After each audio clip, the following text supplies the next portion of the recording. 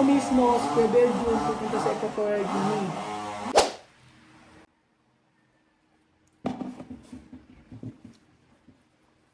Magandang araw po sa ating lahat mga amigo.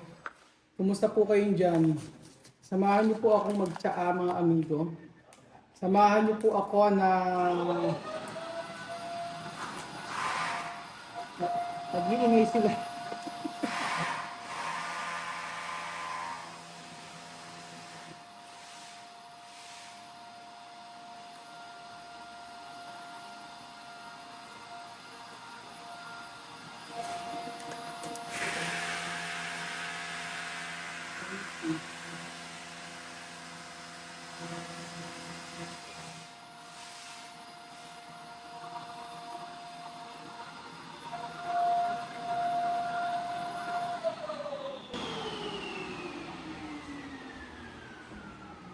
Diba? Tapos meron tayo ditong kopya. Tapos may tsaa. Sakto. Magandang araw po sa ating lahat mga amigo. Good evening. Good morning. Anong oras na ba? Galas. Good afternoon po sa inyong lahat mga amigo. Tayo po ay mag-tsaa-tsaa. At ngayong araw po, mga amigo, ay meron ginagawa dito. Ayan po. Meron ginagawa rito, may kinakabit dito sa taas. At syempre, makabantay tayo. So, anong balita sa inyo mga amigo? Ano po si Kuya Raul at very busy ngayong araw dahil after na may ikabit dito, alis tayo mamaya. Tapos, meron tayong bibilhin para sa ating sa project na ginagawa.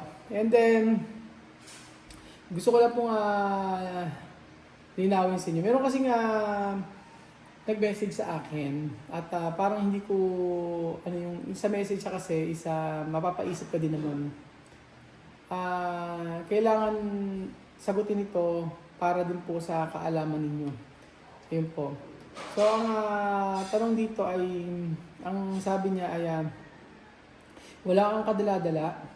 Wala kang dala-dala, dadali mo naman ng pamilya na kung saan katakot-takot na stress ang binigay sa'yo. Isang taon na ang nakakalipas at hindi namin makakalimutan yung mga ginawa nila sa'yo. Especially yung nanay, sabi nga nun. Hindi ka ba makakapag-vlog ng ibang tao? At bakit mga African ang pilit mong ibinavlog or binibideo? Sabing ganun. At ang sabi pa niya ay tigilan mo na ang ginagawa mong pagtulong sa mga yan. Marami ka pang pwedeng tulungan. Daming sinabi. Oo. Ang pangalan niya ay huwag na tayo mag-name drop. Oo. Ang pangalan niya ay Sin. Yun sabi niya. So, syempre, mapapaisip ka naman sa mga sinasabi niya. Dahil ang tanong niya ay, tapos sabi niya gano'n ay, tumulong ka sa mga school na kailangan ng mga supplies. Ayun. Tumulong ka sa mga nangangailangan dito sa Pilipinas, hindi puro Afrikano. Yun ang sabi niya. So, mahaba yung message sa akin. At syempre, binuod ko lang sa inyo. Oo, yun yung pagkaka-message sa akin. Hindi po ako nag-reply mga amigo dahil syempre pagka nag-reply ka ay hahaba lang yung siguro mag-explain. Pwede naman mag-explain siguro. Kaya lang hindi na ako nag-reply. So ganito po yan mga amigo. No? Gusto ko po sanang sa inyo. Kahit ulit-ulitin, sa hindi po nakakaalam mga amigo, tayo po ay nakilala sa Equatorial Guinea, sa Africa, matagal na, nung time ng pandemic pa. At wala naman tayong ibang ginawa kung hindi sa ikakasiya ng mga tao doon. Nandoon yung nagkaroon tayo ng pagkakataon na turuan sila kung paano tayo namumuhay. Na yung pagmamano lang na naituro ko na hanggang ngayon ay ginagawa naman nila. At yung respeto sa kapwa, kagaya ng mga bata na pagka nakikita ko ay mga nagmamano. So, ganoon din po yung mga anak ni Chanay. At ang dami nating nalaman about sa kanila. Sa attitude nila, sa ugali nila. at sa kanilang tradisyon. Sa lahat ng mga achievement ko ay hindi maikakaila na dahil po yon sa mga Afrikano na tinulungan natin. Sa lahat ng mga meron ako ngayon ay parte sila sa aking sa lahat ng mga achievement ko. So, bakit ako hihinto kung malaki ang utang na loob ko sa mga tinulungan ko? Dahil doon po tayo nakilala eh. Dahil nakilala tayo, especially pagka nagbablog tayo, ay maraming naitulong sa akin din. So naging give and take yung relationship namin ng mga Afrikano at saka sa akin. So syempre maraming hindi pagkakaunawaan na ayos naman yung iba. At para sa akin, mga amigo, ay lahat ng yung pag-alis ko doon ay naging maayos, especially sa mga katulungan natin. Especially sa mga katulungan natin. At ngayon po mga amigo ay hinahanap na nila ako na kailan daw ba ako pupunta doon para bumisita. Sabi ko, never akong pupunta doon sa mga nangyari. Pero sabi ko nga, ang bawat desisyon ay nababago. Ang bawat desisyon ay nababago at ang totoo noon, in the future, kapag ka talagang okay na okay yung pagpunta nila Chawami dito sa Pilipinas, at yung mga bata, ay pwede naman din siguro. In the future siya, pero ngayon hindi ko po siya iniisip na yung pagpunta po sa Equatorial Guinea, ako mismo, sa Belgium, pupunta sa Equatorial Guinea, para makasama muli sila, pero hindi sa ngayon. Opo, hindi sa ngayon. And then sabi pa niya sa message sa akin, tigilan mo na ang pagbablog. Sabi niya, tigilan mo na ang pagbablog. Bakit hindi mo ba kayang tumulong ng hindi nagbablog? So gusto ko pong sagutin siyempre yun. Nakasabing gano'n ay hindi mo ba kayang tumulong kung hindi nagbablog? So, ang sagot po niyan, mga amigo, ay kaya naman. Opo, kaya naman. Pero in reality, yung katotohanan, eto na po yung aking nakasanayan, yung pagbablog. Kasi dito po ay nagkakaroon tayo ng revenue para makatulong sa family ko and then makatulong din po sa iba.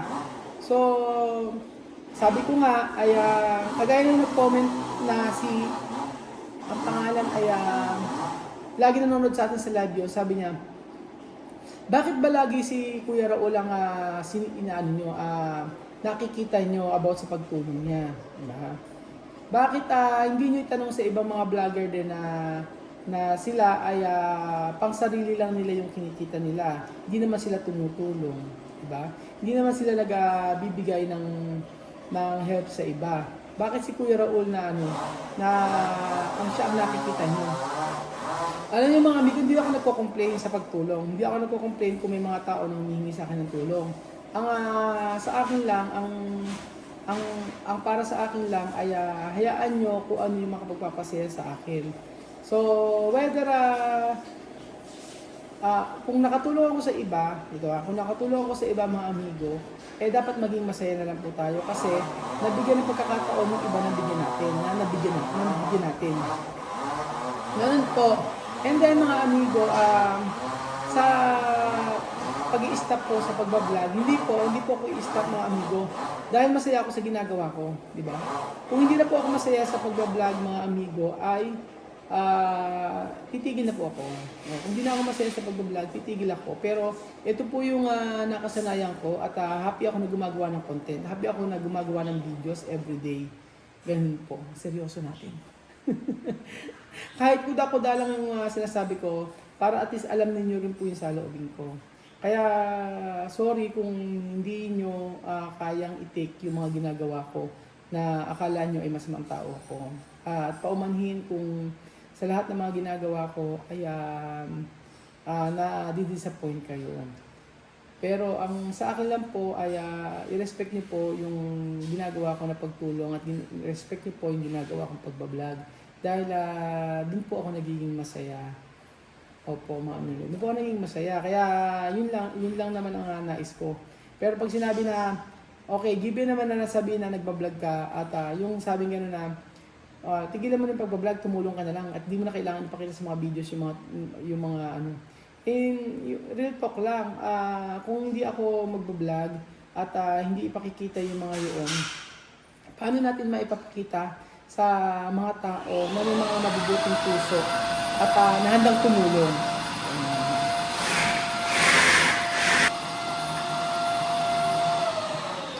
Yun po mga amigo, di ba?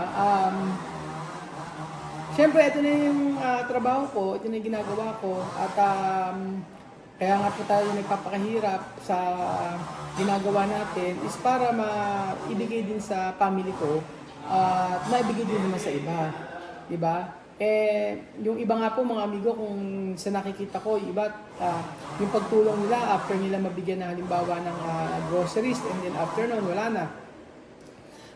Sa atin po mga amigo, kung sabihin natin isang pamilya matulungan natin, o dalawang pamilya, tatlong pamilya, isang bata, tatlong bata, apat na bata, ay yung may mabagong buhay, okay na yun. Yung may mabagong kagaya po ng mga pinag-aaral natin na makapagtapos sa pag-aaral, okay na yon para siya naman makatulong sa susunod sa mga pamilya niya. Yun po yung para sa akin na tama, na para sa akin, yun yung magandang gawin. Kasi, ang hirap, for example, magbibigay ka ng, kagaya dati may nagtumulong na pala kay Ate Janet, and then may tumulong din sa mga kapitbahay, after nabigyan ng grocery, and then after nun wala na, after na i-vlog or may content. And then regarding naman po sa mga Aita, mga amigo, maraming nagko-comment sa akin yan. Asan yung mga Aita, ba't hindi nila binablog? Ba't asa na sila? Hindi nila pinupuntahan. Yung mga ganun. So marami kayo, sabi ko nga sa inyo, dapat pagka ibinlag ng ibinlag, lahat ng mga ginagawa natin, nagagalit sila. Sabi, kada tulong may binablog. Pag hindi mo ibinlag, at ginagawa mo ng tulong at binibigyan mo ng tulong, ganun pa rin. Hindi pa rin sila masaya. Parang wala kang ginawang mabuti sa social media. Ganun. So ako po sumasagot lamang po sa mga ano ninyo, sa mga sinasabi ng iba. Pero hindi naman po ako nagagalit. Para lang sa kaalaman ninyo. Kaya nga lagi ako nangingi ng paumanhin sa inyo kung hindi ko nami-meet yung expectation ninyo. Dahil hindi nga po ako perfectong tao. At hindi ko po kaya na ako ay hindi ko kaya na laging i-please yung mga gusto ninyo. Kagaya din sa paggawa ng bahay, meron ako nakikitang comment na sinusunod ko. Nasabing gano'n, kagaya ni Pinoy OC Abroad, sabi niya, Kuya, try mo isa lang yung ilagay dito sa likwan. Pero pag nakita ko naman, sige Kuya, try ko, parang tama ka naman. Ganon. Ngayon, okay naman pala. Sabi naman ni Lalen, tsaka nila kay Bedroom, tsaka nila Ate Janet, okay naman yan. Hindi naman mukhang masikip yung bahay mo. Kasi sa video lang. Pero pag nakita mo sa personal, hindi naman ganoon siya. Kaya meron mga,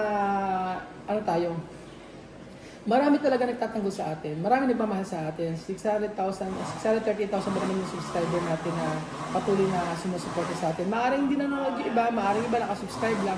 Pero at least, yung the time na nag-subscribe po kayo, ay doon po nag-start yung paniniwala nyo sa akin.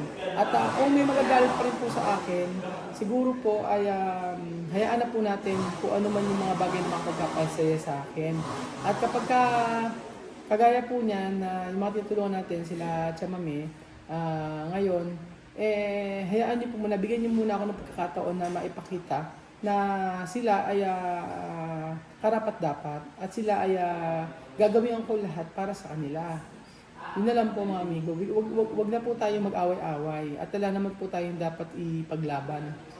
Wala tayong dapat ipaglaban at yung mga galit natin sa puso, tanggalin natin.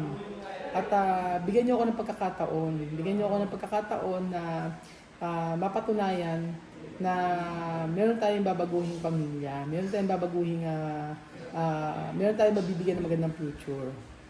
So, yun lamang po mga amigo. At maraming salamat po sa panonood ng episode nito. At tayo po ay mag-chat. God bless po mga amigo.